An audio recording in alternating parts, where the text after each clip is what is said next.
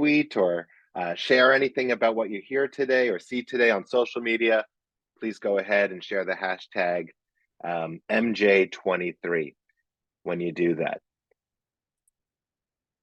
I just need to switch screens to start presenting my slides.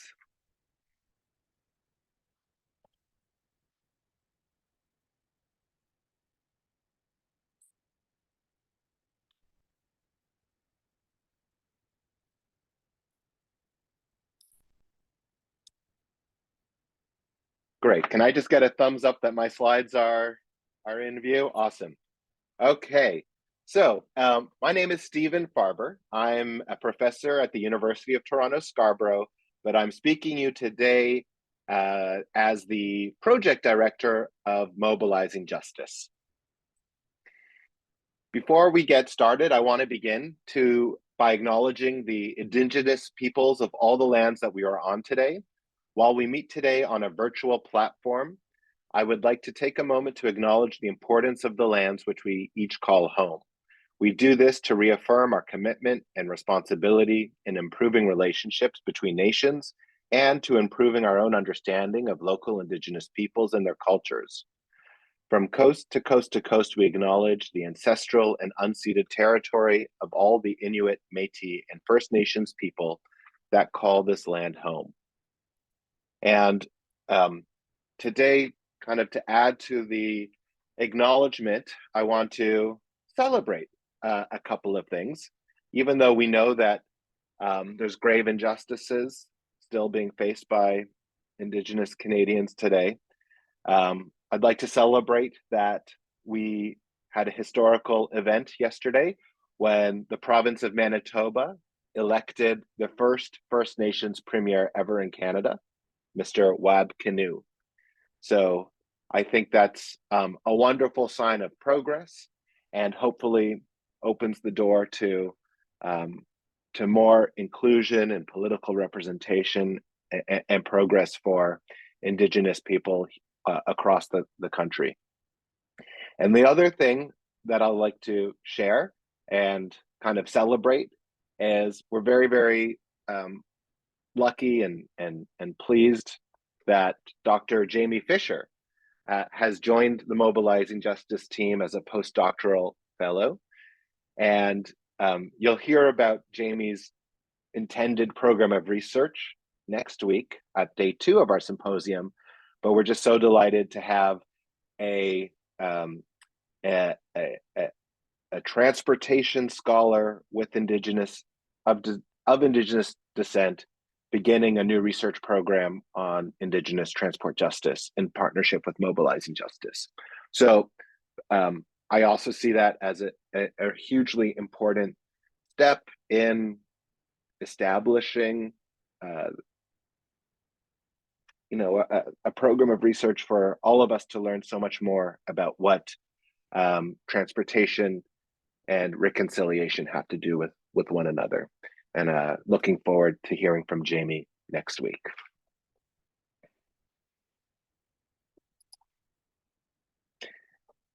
A little bit of housekeeping, just a reminder to please be respectful and courteous to others in the meeting. Because 200 people registered for our event today, so we do ask that participants stay on mute. In fact, we've for now removed your ability to unmute yourselves. But if you do have something to say, please use the Zoom function to raise your hand, and the moderator will invite you to unmute at that time, and you can ask your question or make your comment. The chat is open, so please use the chat as much as you like. People will be answering your questions there. We're happy to facilitate side conversations while the meeting is on. Also, feel free to leave your camera on or off as much as you wish. Totally up to you. And please know that we're recording, and some clips from our events will be posted on YouTube so that others who aren't able to make it with us today are able to watch later on. So to get us started, we actually want to find out a little bit more about you and who you are. So if you could please go to www.menti.com, either on your phone or your laptop, and enter the code 54995084.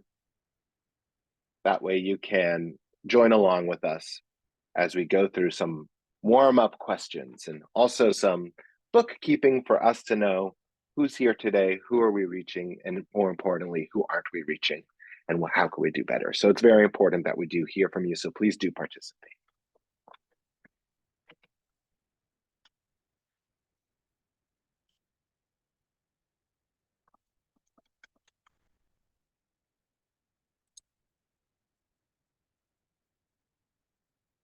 Okay, so I see people joining in. We've got 44 people on the Mentimeter, so the code's going to stay at the top of the screen, so it's never too late to join.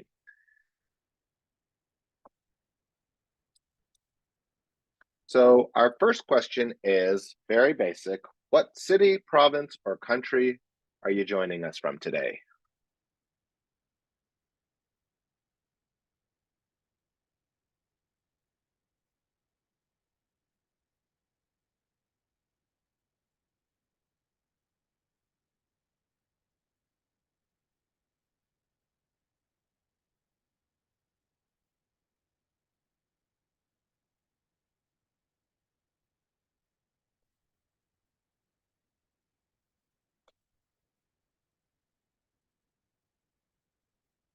Okay, wonderful. So seeing representation across many of the provinces of Canada, which is fantastic. I happen to see a South Africa, Cape Town, South Africa. Welcome to any international visitors that we have with us today. It's lovely to have you here.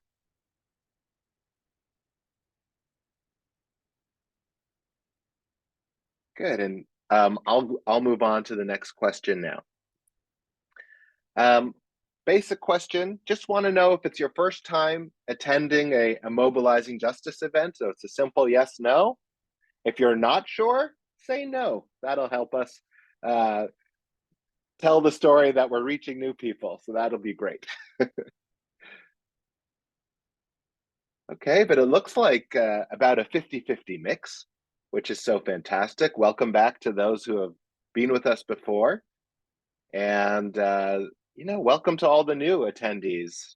Just so delighted to have you. And I'm glad that you're here because actually my opening remarks are really going to serve as an introduction to the Mobilizing Justice Initiative and an update, about the project overall. So I'm glad that it's not repeat for so many of you. That's so wonderful. Finally, we'd like to find out a little bit more about where you're coming from in terms of the type of organization that you're from. So should be self-explanatory here.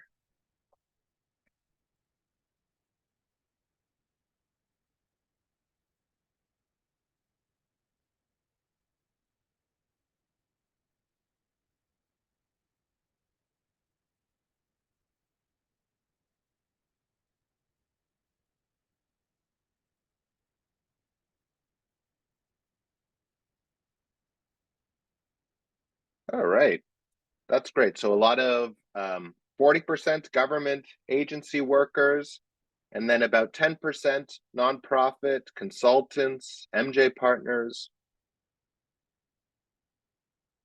other private sectors, and then about a quarter of attendees are from universities. So welcome to everyone, including our students and faculty members who are doing research with us on this initiative. Okay, since most of you are Canadian, you might have Thanksgiving on your mind. In Canada, we're celebrating Thanksgiving this weekend. So here's a very important question. We'd like to know, what's your favorite Thanksgiving food or tradition? So someone said stuffing. I'm not sure if they meant the verb or the food. For a lot of us, it's probably one and the same this weekend.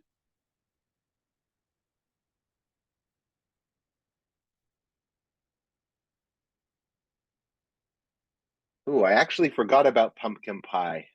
That's good. That's exciting that we get to eat a little pumpkin pie this weekend.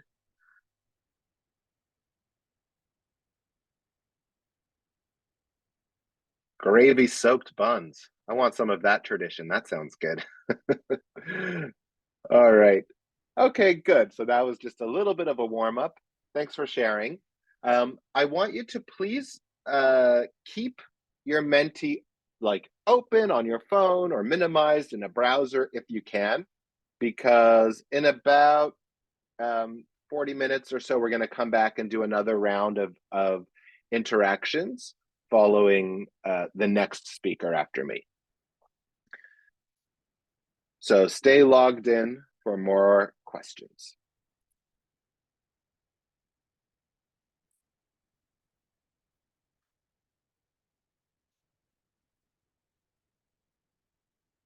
Great. Okay, so uh, I'll do a summary of the Mobilizing Justice project now, and then we'll move on with the rest of the agenda. So Mobilizing Justice coordinates and focuses Canada's transportation research and practitioner communities on the accessibility, participation challenges, and lived experiences of structurally marginalized people.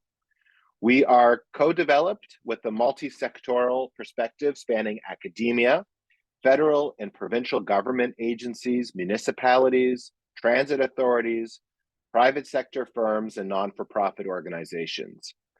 And we leverage our intersectoral and partnered structure to ensure that our research reflects the challenges and goals of our partners and communities, that outcomes are immediately relevant and are put into practice by our partners, and that our academic research is integrated into transport evaluation and planning practices to help ensure just outcomes for marginalized groups across the country. Over the last few months, the leadership team has been developing a theory of change framework for the initiative. And I don't have time to go into it in great detail, but we've mapped all of the research that we're doing, the reports and sessions that we run as outputs. These outputs affect outcomes, changes in society that we think we can actually achieve at the end of our project in coordination with the rest of the community out there trying to do this work. And we're hoping that this will have long-term impacts for people in terms of improved outcomes for marginalized groups, and also an impact on creating more systemic justice in society, whether that's distributive justice, restorative justice, or other forms of social justice. So those are our long-term impacts. But I really wanted to zero in on what some of our outcomes are and what we're heading towards, what we're trying to achieve by the end of our 5-year mandate. And we've just finished 2 years of our 5-year mandate, but really we're trying to have a strong influence on planning processes and incorporating equity and the voices of equity deserving groups in planning processes. So trying to achieve a much higher degree of procedural justice in transportation planning. We are conducting training and education. So we want to see justice as a core funded component of professional education in relevant transportation fields. And we want to ensure that the transportation workforce, either students today coming out into practice or the existing workforce, get a strong education in transportation equity. We are trying to expand sectoral capacity, so the transportation sector, thinking about developing equity tools, guidelines, and methods that can be embedded in practitioners' work, but also generating tools, knowledge, and capacity for community groups to advocate for their communities and achieve a higher degree of equity. We are trying to influence the way data is collected so that the transportation data that is collected can actually be used to measure equity problems and assess the performance of transportation plans or infrastructure plans. And then also just generally raising public awareness as being another kind of major outcome that we have for mobilizing justice.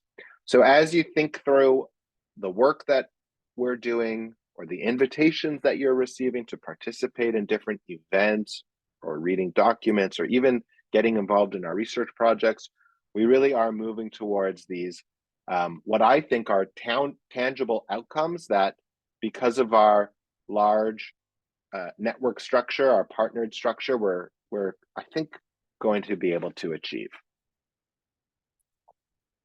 And we have a very complex partnership, and I think it's a bit opaque for those who haven't spent a lot of time with us. I'll just give you a general background to say that our research activities take place within working groups. Three of them are thematic working groups, and three are what we call activity working groups. And you'll hear us talk about T1 and T2 and A2 and A3. And this is what we're talking about. The different projects of our project fall under these different working groups. And I wanted to highlight that all of the research that's being done is taking place in a partnered way with members of our, like the non-university partners across our network.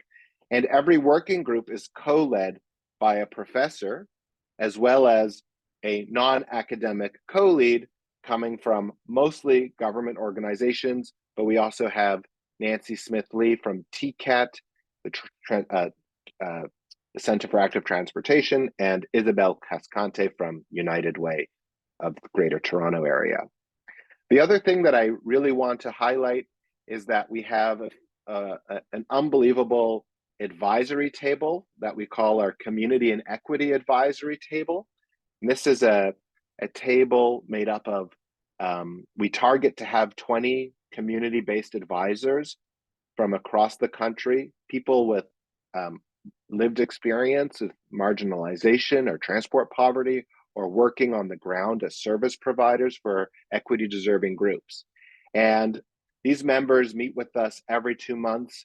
We report to them what we're accomplishing in our project, the challenges we're facing, and they give us really amazing feedback at every meeting that helps us shape our research to cater towards the needs and also the sensitivities of folks who really are experiencing the marginalization or the impacts of transport poverty. And I'll highlight that we are about to release a wonderfully written report that that summarizes the year's accomplishments and all the ways that the Community and Equity Advisory Table members have helped shape our research project. So we'll drop a link to that when we can, and it'll be up on our website. In terms of our research objectives, the first is to document, describe, and assess the causes, scale, effects of, and responses to transport poverty in Canada. And one of our early wins on this space, I think, was the creation of a catalog of Canadian community initiatives addressing transport poverty. This was led by our partner TCAT, with help from a number of students who worked with them on compiling this wonderful live database of initiatives addressing transport poverty. The initiatives span all population groups, all transportation modes, and really reveal to us the extent to which gaps exist in the transportation systems that we have in the country today, and really helps motivate the types of work that we do when we look at what folks on the ground are actually advocating for themselves and what solutions they're coming up with. And this, we've had the report and the catalog out for a while now, but I'll announce that it's become a web map and will be released next week as a web map for folks to actually browse around on a map of Canada to see what kinds of initiatives are out there in your communities. One of the biggest initiatives of the project is our National Survey of Transport Poverty. And actually the next hour after I'm done speaking is devoted to that, so I won't touch on it much right now. But we're also conducting a longitudinal analysis of transportation investment, land value change, and population dynamics. So thinking about transportation-induced gentrification and displacement, and trying to quantify that using some exciting data sets that we have access to. And we're also using all sorts of mixed methods, case studies to collect stories and narratives and other kind of deep dives into different communities and their experiences of transport poverty in the country. And we'll hear from some of our case studies next week as well. So the second main research objective is to develop validated transportation equity standards and equitable planning processes to be used by transport planners, decision makers, and community advocates. A lot of the work in this theme has to do with the development of accessibility metrics, and then trying to understand the relationships between accessibility, or how easy it is for people to reach meaningful destinations on the transportation system, and how that relates to people's participation in daily activities. And we're conducting a lot of research in Activity 2 working group, looking at these relationships for different population groups, those with and without cars, as an example, different types of activities like getting to a job interview or going grocery shopping, and then also looking at suppressed demand and asking about, what's the relationship between our transportation systems and people missing out on activities that they'd like to be doing. And the point of all of this research is at some point we'd like to be able to draw a line on this plot and suggest to government that this is where we actually need to set our accessibility goals, right? How much transportation is needed to achieve social inclusion? Well, we'd like to be able to contribute evidence to help governments answer that question and then set their equity goals around that. So like sufficientarian standards, if you're familiar with the literature. But if not, this is we know that as a research consortium, we don't have the power to set these goals, but we can help communities advocate for things more concretely, and we can help the public servants and decision makers understand the ramifications of achieving these equity goals in their communities. And ideally, once these relationships are in place, we are also embedding them into processes that can help governments understand the social benefits associated with their transportation investments by looking at the relationships between outcomes and accessibility, and then access increases due to transit investments, and then doing the math to actually convert that into metrics that decision makers can act on. And actually, a lot of that process is already embedded in some tools that we released last year in an equity analysis of Transport Futures handbook. It's available on our website. And this is a collection of Python tools and a guidebook. A lot of the work for this was actually done in partnership with Metrolinx, who are the first agency that we know of concretely that are using our guidebook to evaluate their projects from an equity perspective. While I've got you on this slide, please do visit the Mobilizing Justice website. And if you scroll all the way down to the bottom, you'll see a link to add your name to our contact list. That'll ensure that you receive our monthly newsletters and invitations to forthcoming events and workshops or other exciting news that we like to share with this community. Beyond kind of those quantitative things that we're doing in standards and objectives, standards and processes, we're also conducting quite a lot of work led by Professor Orly Linovsky at the University of Manitoba, looking at the professional and political barriers to more equitable decision-making by practitioners and elected officials. And she'll be reporting next week on her updated research results that she has following up with interviews with elected officials around transportation equity. And we are also in the early stages of launching a new project where we will be creating a blueprint for community engaged and equitable transportation planning processes in Canada. And we'll also be launching a transportation equity dashboard, putting some data and equity metrics and tools into the hands of the public in order to help advocate and understand inequalities in their communities. And finally, our last research objective is to evaluate solutions that address transport poverty by conducting field experiments and socioeconomic evaluations of smart mobility and transportation policy pilots across Canada. So we have a third working group led by Matthew Palm at the University of North Carolina. Previously, he was our research coordinator here in Toronto, but he's moved on to take on a professorship, and he's leading our pilot program for us now. And we currently, we've gone through quite an extensive process in order to generate pilot projects. There was a lot of meetings, workshops, surveys, Miro boards, and so on, where folks could try to contribute their ideas towards developing new pilot projects.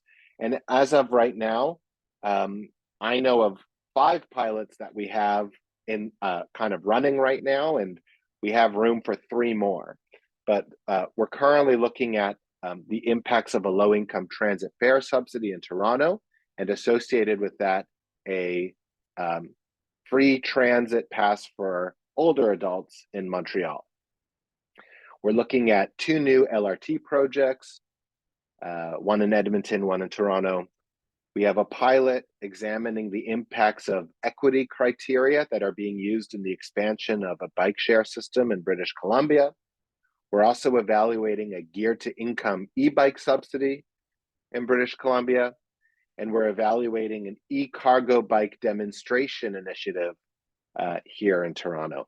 So we're especially interested in diversifying our pilots geographically and continuing to look at different modes of transportation, different types of interventions that could address the needs of people experiencing transport poverty.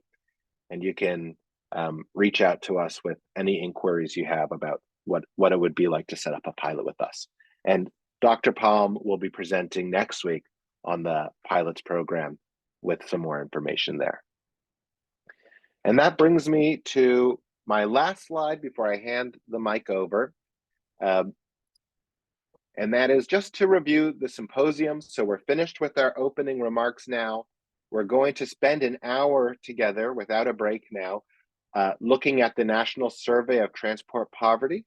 We'll then have a 30-minute break for lunch or snack or stretch, and we'll come back for an hour-and-a-half session where we're going to hear from 5 of our students working on projects for mobilizing justice across the country. Following this week, we'll reconvene next Thursday, October 12th. Just a reminder that you do need to register for October 12th separately. So if you've only registered for today, go back and find the registration links for next week as well, please. And we are going to start the day next week with an assortment of research presentations on equity metrics, on race and cycling, a case study in British Columbia, the report back on Orly Linovsky's research on elected officials, and then we'll hear from Jamie Fisher and her research program on Indigenous mobility justice. We'll then have a break, followed by an hour-long session on advancing equity through pilot.